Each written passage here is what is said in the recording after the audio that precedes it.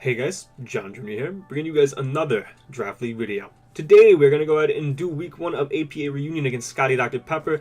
Don't know if he's uploading this, don't think so, so there will be no channel link down below. However, I do have a few notes for you guys before we jump into this. First of all, there's not going to be any team builders for this. It's a showdown league, and my teams aren't very intricate, so I don't think that there's any reason to go super in-depth with them, put all these graphics up and waste time and make myself burnt out. So we're not going to do that. We're going to reserve that for the Wi-Fi leagues that are coming out. That being said, though, we are still going to go over the team right before the battle. On top of that, I'm also going to upload these once a week on Sundays, so be sure to look out for these on Sundays. Make sure you subscribe and hit that bell button so you get notified every Sunday when I upload one of these videos. Lastly, I cannot thank you guys enough for watching my draft analysis, draft recap, whatever you want to call it. It just passed 150 views, which is crazy if you look at the analytics for my other videos. Comparatively, whenever I come back, I usually top out at like 100 views on a video, and then it just goes down to like 40, 50, things like that, except when the APA season rolls around.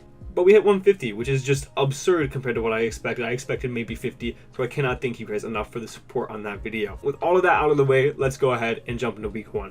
So like I said, for week 1, we are going to face Scotty Dr. Pepper and his Houston Rocketots. Coming into this matchup, I felt like we had a pretty good matchup. There were a couple of threats he did not bring that I did expect on his team, but overall, the thing that I knew going into this is that Coco went crazy, Garchomp went crazy, and actually, Alolan Raichu in-game was kind of a realistic possibility because his ground type was only Donphan, which takes a lot from Surf. So the team that we brought, that is a Mega Heracross, so we went ahead and started off with normal legs of the Buzzwole for our Heracross check. We have Roost, we have Dual Wing Beat, we have Drain Punch, and then I believe Taunt to prevent things from like Vaporeon, Wishing, or Donphan setting Stealth Rocks. Our next Pokemon is simply a Fast Pivot Coco, Roost U-Turn, Dual Staz. Felt like it did pretty good here. It gives us a lot of momentum this game. We can U-turn on the Donphan, go straight into like Volcanion, or even set up with our Garchomp. Our next Pokemon is a Wincon Garchomp. We are SD, Dual Stab, and Aerial Ace.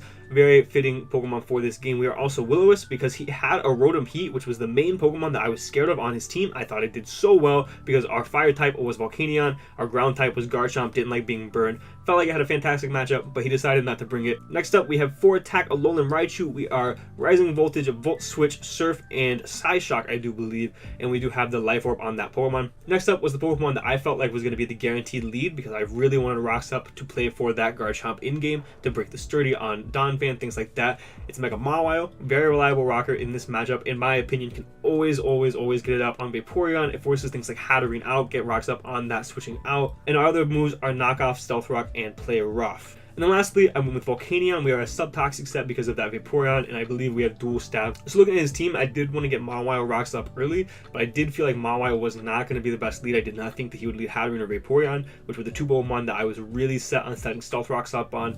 I could also do it on Kofag if I don't want to fear the burn, if I feel like Mawile otherwise does not have a lot of purpose, but early game, obviously didn't want to risk that. I thought he was either going to lead probably Melmetal or Donphan, so I decided to lead Tapu Koko. Tapu Koko can U-turn on the Donphan into the Buzzwole, and U-turn into the Melmetal, or U-turn on the Melmetal into the Buzzwole as well. So that's what we're going to go ahead and do. We're going to go ahead and lead with our Tapu Koko here. As he leads Donphan, predictable, maybe I should have led something else, but I get to break the Sturdy there with U-turn, get a little bit of a read on his set, and go straight into Buzzwole as he fires off the Earthquake, so he actually does not get the Stealth Rocks up, which is pretty big. Here, he goes into Kofag. I decided to just throw off a Taunt. I felt like Taunt was my best play. I really didn't want Rocks Up because I was leftover Volcanion, not a boost Volcanion, so I felt like me taunting there was really worth it.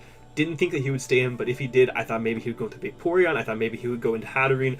And if I did end up taunting the Hatterene, that's fine.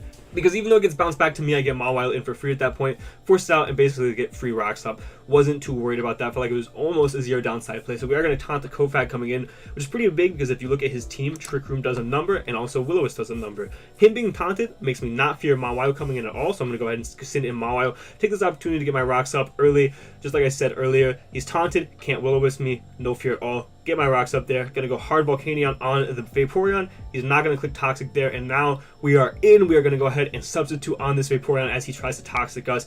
That is just not gonna work. And now Volcanion is in prime position. You go ahead. Let's go ahead and look at all of his Pokemon here. All of his resist to the fire and water typing. It is just Vaporeon, which we beat one-on-one with Toxic and Sub, and him switching out there and not roaring tells us that he is likely not going to be roared, because why would you not roar there unless you don't want to risk the Toxic? Maybe you're not Heal Bell.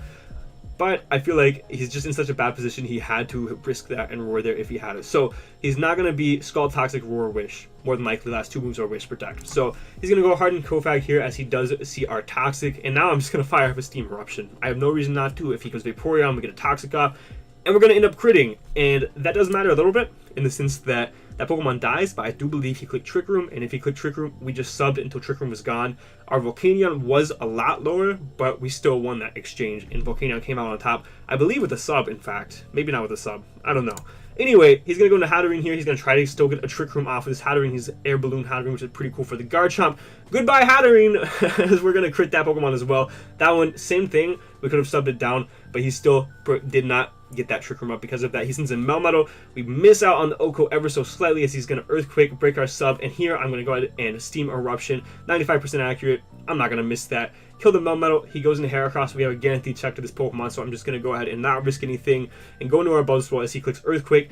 Didn't know if he would know that I had dual Wing Beat, and he does not, as Buzzwole is able to take out that Mega Heracross. And now at this point in the battle, there's nothing that he can do. If he goes Donphan, this is my check to Donphan. I beat it in a one-on-one situation unless he is toxic. If he goes Vaporeon, I taunt it and then go hard Volcanion, and Volcanion either kills the Donphan or gets a sub up on the taunted Vaporeon. So I'm in a really, really good spot here. He's going to opt to go into Vaporeon. There's nothing he can do. I taunt this Pokemon. He tries to click Toxic. Doesn't matter. Now I'm going to go hard Volcanion. His Donphan Sturdy is broken. This was the importance of Stealth Rocks. If he was, which he actually boots, I did not notice that. If he was leftovers and somehow got back to max, he would have taken Rocks there. You know what I mean? And then we would have been able to kill him with Steam Eruption. So we're going to kill him with Steam Eruption there, and now we're just able to sub up on this Vaporeon, and that's check and mate as he is going to forfeit here in a couple of turns.